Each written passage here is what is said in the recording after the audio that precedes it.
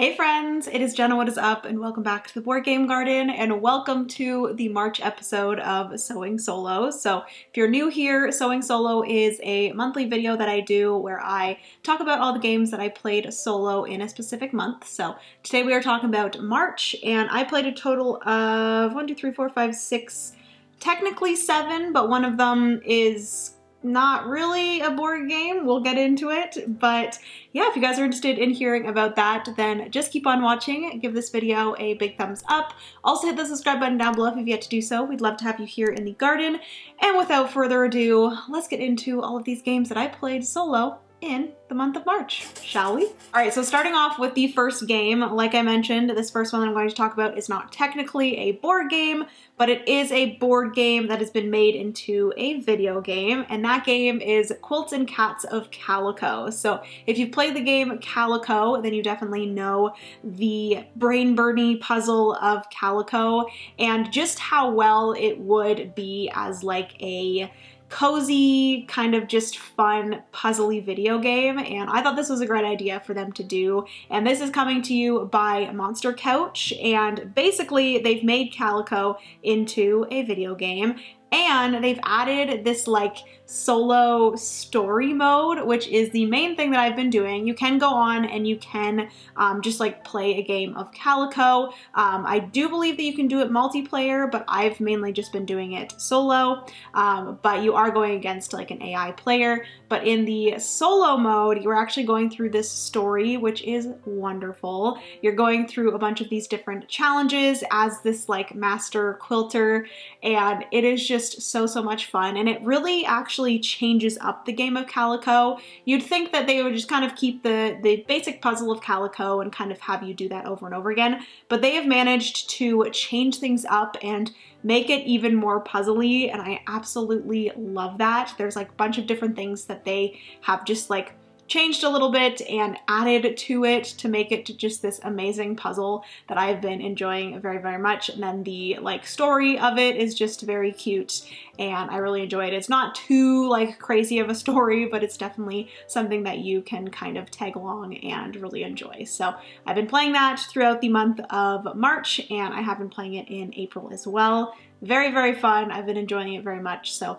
definitely go and check it out. Right now, I do believe it's only available on Steam, but I think they might be coming out with it on Switch. My hope is that they are coming out with it on the Nintendo Switch, because that is my preferred way of playing video games, just in my bed with my Nintendo Switch. So yeah. So moving into the next game, this is a game that was actually designed by my friend Kirk. He actually works for Thunderworks Games, and this is a game that he designed a while ago, and he did have a Kickstarter for it, and then he actually just recently did a Kickstarter for this as well. He sent me a copy to try out, and I absolutely loved this game. It is called Gearworks, and I do think this is a game that needs more love. I think this is a fantastic game. I personally love the gameplay of it. If you are a fan of Sudoku, I definitely recommend checking it out. Basically what it is you are going to be playing into these different rows and columns. You have a hand of cards. Those cards are going to be different suits and different numbers. And basically in the rows, the cards have to be in descending or ascending order, and then in the columns, there can't be more than one of each color. And basically what you're wanting to do is gain control of these different rows and columns, and the way that you do that is you actually have to play a card down into that row and column the last time. So you have to be the last person to lay a card in that row or that column, and then each of the rows and the columns are going to be associated to a different part that the person that's controlling that row or column is going to gain, and each person is going to have these contraption cards that are going to need specific parts, and obviously if you control a certain row or column, you're going to gain those parts, and then you're going to gain more victory points. You can also do this thing called sparking, where you are basically looking at cards that are like closest on the up, down, left, or right, and then if those two of the cards add or subtract to the card that you've placed down. You've successfully like gotten a spark, or you've tinkered correctly. That probably doesn't make any sense, but it does definitely make a lot of sense when you're actually like playing the game. But yes, Gearworks is absolutely fantastic, and I'm really, really happy that I tried it. And I'm really happy that Kirk did another campaign of this and it was able to get into more people's hands, because it is a great little game. So that is Gearworks. I do quickly want to mention that it is like pouring outside, so if you hear any like rain hitting the window, it's storming outside, and there's possibly going to be thunder. I've heard it a few times, so apologies for that. But anyways, moving on to the next game. What do I want to talk about? Let's talk about this one. This one was quite the surprise to me. We also have dogs coming down to join me. Hello? Hi, babies. Are you guys hearing the thunder? Yeah, are you scared? Oh. Anyways, like I was saying, this is actually a game that was a huge surprise to me. I didn't actually think I was going to like this as much as I did, and I've played it thus far about 3 times, and I really, really enjoy it. But that game is Kfire Delve Vainglory's Grotto. So this is from Incredible Dream, and they did send this over, so huge thank you to them. But this is actually in a series that started off with Kfire Chronicles, if you've heard of that. That is like a bigger, more like campaign style game. And this is a smaller cooperative card game that can be played 1 to 2 players. And the cool thing about this is this game here, this box, Vainglory's Grotto, can be played 1 to 2 players, but they're actually coming out with more versions of this with different characters. So the reason why this one can only be played 1 to 2 players is because there's 2 characters in this box, and then another box is actually coming out, which is like a pink box. I'm not 100% sure what the name of that one is, but I will put the box up here if you guys are interested. There's also a third one coming out later this year, I believe, that is a teal box, and each of them all have 2 characters in them. So you can actually play, I believe, up to 4 players. You can choose 4 different characters and play all together. It is a cooperative game where basically you are delving down this well, I believe, and then you are eventually getting to a boss. So in this one, the boss is Vainglory, and basically the well, or the thing that you're delving into, is a deck of cards. And that deck of cards, you are trying to get through all of the cards, kind of representing you going down to the bottom, which I think is such a cool way of like displaying that. I think it's very cool and very satisfying as you like go down the deck, and then you're getting close to the end, and you can like see it, or you can like see yourself getting close to the end, which is so cool. And then eventually you have to defeat the boss as well.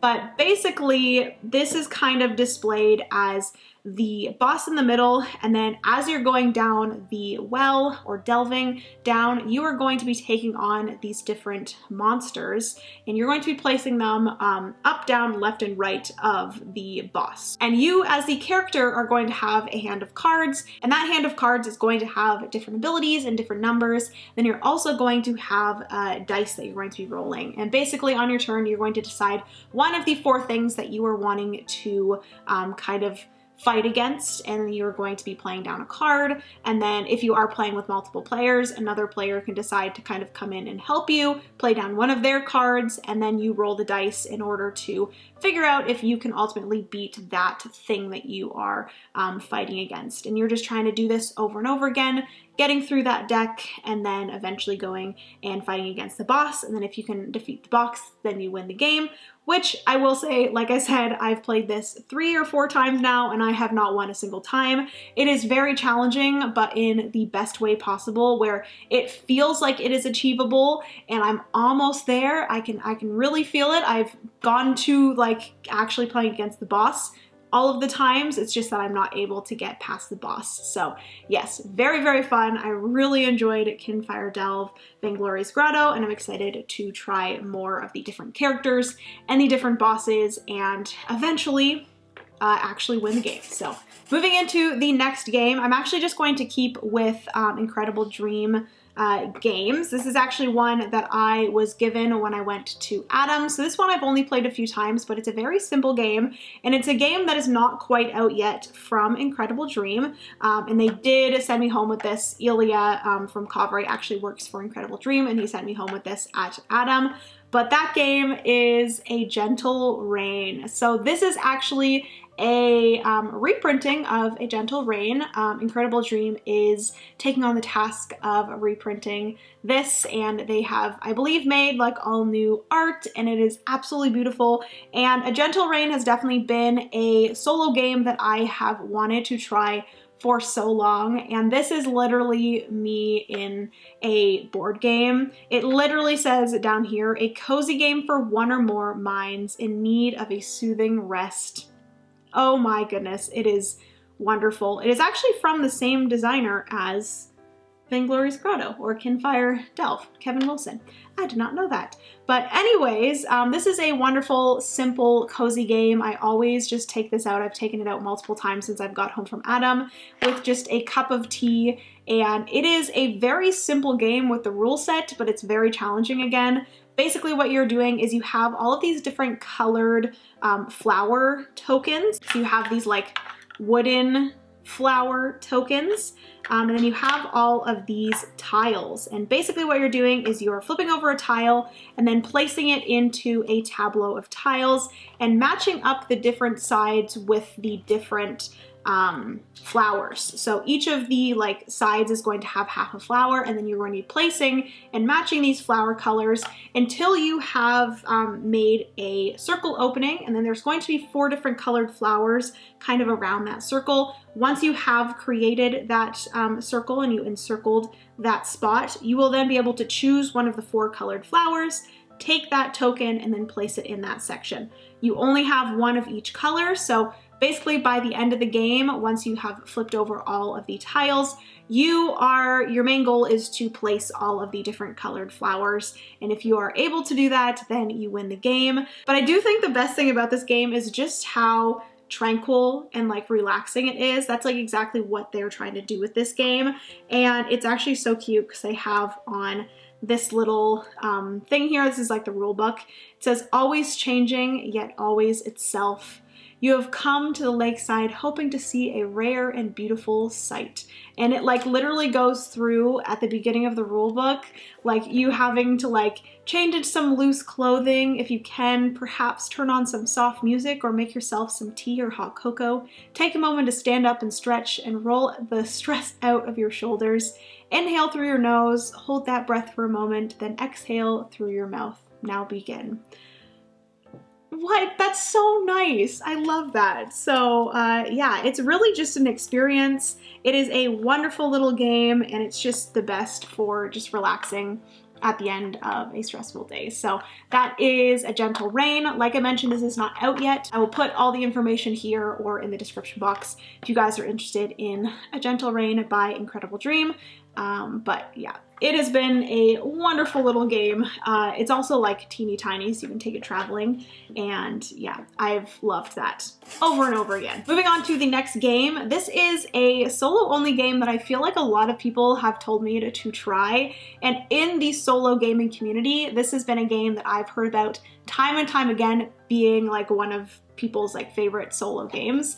And the like whole theme of it doesn't really resonate with me. The look of it doesn't really resonate with me, but the gameplay of this, I actually did a live stream of this and I loved it so much. I haven't gotten it to the table again, but Under Falling Skies. So this was gifted to me by Czech Games Edition, so a huge thank you to them. I think I got this at PAX Unplugged. But Under Falling Skies has been a solo game that I have been wanting to try for a very long time. It is a dice placement game, which is one of my favorite things if you guys do not know. I love games that do really cool things with dice, and this is exactly that. Basically what you're trying to do is you are trying to go up this like research track, I believe it is. It's this like green track on the side. You are trying to get to the top of that track before you lose all your health and like a bunch of little ships and the mothership like gets to you, if that makes sense. I believe this is kind of based off of that video game where like shooting the little bullets up to all of these little like ships or something like that, or like you're a ship and you're like just moving back and forth and shooting different other ships. I forget what it's called, but it's like way back in the day. It's like a very retro video game. In the game, that's kind of what you're doing. You are placing or you're rolling dice, and then you're placing the dice into different rows and columns to do different things. So you have this thing at the bottom, which is a bunch of different rooms, and depending where you put these dice into these different rooms, those rooms are going to do different things. So you're gonna have yellow rooms that whatever die you place into that yellow room, that's how much energy you're going to gain, I believe. You have the green rooms that are going to help you research. You have the orange rooms that are going to allow you to shoot down the different ships depending on where they are on the map. And I think the only other thing you can do with dice is you can move your little rover down, and that's going to allow you to use more of the rooms. But the thing is that you can only place one die in each column, and that's actually also going to determine the pip number of those dice are going to actually move the different ships in each column that many spaces as well. So if you decide to put a 5 in a column to get more energy, let's say, that's actually going to make the ship move down 5 as well, which you might want to do that. It is going to be getting closer to you quicker, but you might also want to do that in order to get the ship to a certain space, because there's different icons on the different spaces that are going to allow you to do different things with the ship. So for example, there's these different like explosion icons on the area where the ships are, and if you can get a ship to land on a certain explosion icon, that will allow you to then shoot that ship and then get rid of it. So yes, you might be making it go a very long or like a lot of spaces forward and getting close to you, but you might be purposely doing that in order to shoot it down and make it go away completely. So yes, this was very, very fun, and I am really happy that I finally got an opportunity to play this one, because like I said, it was one that I just kept on hearing over and over again, and a lot of people really enjoying it in the solo community, and I can definitely see why, because it was a lot of fun.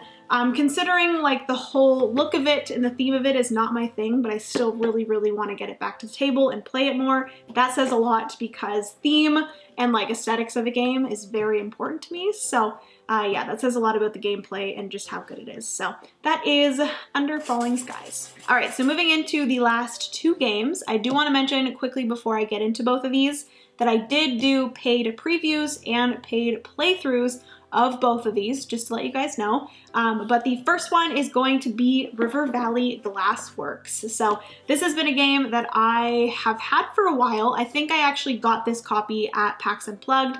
I played it for the first time at PAX Unplugged, and immediately there, even when I didn't know that I was going to be working with Allplay for this. This is from Allplay. I absolutely loved this game. They showed it off at PAX Unplugged, like I said, and I got to sit down with a few other content creators and play a game of this, and immediately I fell in love with this game. It is a very similar kind of vibe to like Azul and different games like that. Vivid Memories is another one that kind of reminds me of this kind of general gameplay of just this very cool puzzle, and I absolutely love those types of games. With this one, they are working on a really awesome solo mode, and I was able to show that off on my live stream. If you guys haven't gone and checked it out, I did play with a like rough prototype of the solo components, so just to make you aware of that, but I really enjoyed the solo of this, and the really fun thing about it is that the solo actually comes with a bunch of different characters that you can play against, and each of those characters are going to have different difficulties as well as different ways that you're playing against them. But in this one, you are simply drafting this different these different pieces of glass from a river and then placing them into your glassworks in a different way in order to gain as many victory points as possible, looking at the different rows and the columns, again with rows and columns and the whole like Sudoku aspect of it I really, really enjoy. And the last game that I want to chat about is definitely the heaviest game that I'm going to be talking about today. This is a game that I've been so excited for. It is by one of my favorite publishers, Garfield Games, and I had the honor of featuring this. I did a paid preview as well as a solo playthrough of this one, and that is Inventors of the South Tigress. So this was a playthrough that I did. That's the only time that I've played it thus far solo. I have since then played it multiplayer twice, and I have loved this game so much. I will say that I should have probably included this in my last video, which was my like top 10 games of March, but typically I don't love putting games that I've been paid for into the top 10, but I really should have, because this game, like honestly, whether I'm paid for something or not, like I just can't not talk about a game because like I love it. So Yes. Anyways, Inventors of the South Tigress is the third in the South Tigress series, and they did have a crowdfunding campaign for this not too long ago. I do believe it's over already, unfortunately. The same with the River Valley Glassworks campaign as well, and the Gearworks campaign. But this game is absolutely fantastic. I can't really say now if it's going to be my favorite one of the series or not. I think it's very close between this and Wayfarers of the South Tigress. But this one is very fun, where you are an inventor and you are working to invent these different devices and then build them and then publish them. And multiple people can contribute to one device. So one person could invent it, and then another person could build it, and then another person could publish it. Obviously, in a solo game, you are playing against an AI, as well as like a dummy player as well. So it's kind of representing you playing a 3-player game for the most part. But yeah, the solo was actually a lot more simple than I thought it was going to be. I played the solo mode of Wayfarers of the South Tigress as well. I haven't played the solo mode of Scholars of the South Tigress, but I do want to. But I do think that the solo mode of Inventors was easier to me than the solo mode for Wayfarers of the South Tigress. So yeah, that was quite a surprise to me. I thought that this one was going to be more complicated, but overall, this game is not super complicated. There's definitely a lot of decision space, and that is definitely where the weight of the game comes from, but the overall rules for this one is pretty simple. You're just placing down 1 to 2 dice, or you're placing down a worker and then doing some sort of action, whether that be, like I said, inventing, publishing, building, testing, or doing some other things, activating your workshops, stuff like that. Overall, I definitely did enjoy my solo play of Inventors of the South Tigress. I have realized recently, though, that like solo games, typically, I am more so going towards these like more approachable, easy to get to the table games recently. I think it's just because I have a lot on my plate, and you know, smaller games like A Gentle Rain that takes 10 minutes to play is a lot easier to get to the table than something like Inventors of the South Tigress. But I think it's really nice that I'm able to do live streams and I can actually take the time to play these bigger games on live for you guys, because that kind of gives me an excuse to actually sit down with a game that takes, you know, 4 hours to play and actually play it. It typically wouldn't take 4 hours if I just sat down and played it myself, but when I am sitting down and live streaming a game, it does take quite a bit longer because I am playing the game, I'm talking out my strategy in my head, I am talking to chat, different things like that. So it's a lot more time consuming than it would be if I just sat down by myself and played. But yeah, having the live streams and you guys hanging out with me there makes me very happy and gives me the excuse to play these bigger games. So very, very thankful for that, and I will definitely be continuing to do that and playing some more heavy games, because like I said, I definitely want to get more of my heavy games in my collection to the table more, definitely solo as well. So yes. Anyways, that is everything for Inventors of the South Tigress. Very, very enjoyable solo, and I can't wait to get it to the table again, either solo or multiplayer. All right, friends, so that's going to be everything for today's Sowing Solo. Hopefully you enjoyed. If you did, please give this video a big thumbs up. Also hit that subscribe button down below if you've yet to do so. We'd love to have you here in the garden. Comment down below all the games that you played solo or the games that you most enjoyed solo in the month of March. I'd love to know that and chat about that down in the comments. I love you guys so, so much. Remember, you are somebody's reason to smile, and I will see you in the next board game video. Bye, friends.